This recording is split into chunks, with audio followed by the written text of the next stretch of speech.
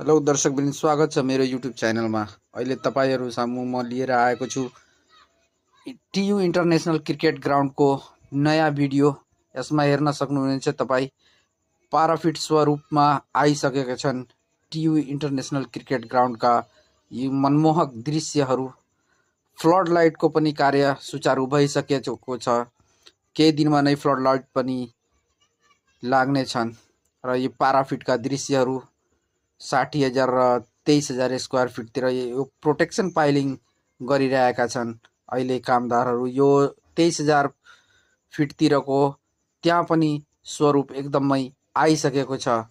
केही दिनमा नै हामीलाई यो अन्तर्राष्ट्रिय मान्यता स्तरको ग्राउन्ड हाम्रो यो काठमाडौँमा हुनेछन्। साथीहरू, यदि भिडियो तपाईलाई राम्रो लाग्यो भने लाइक, कमेन्ट अनि शेयर गर्नु अनि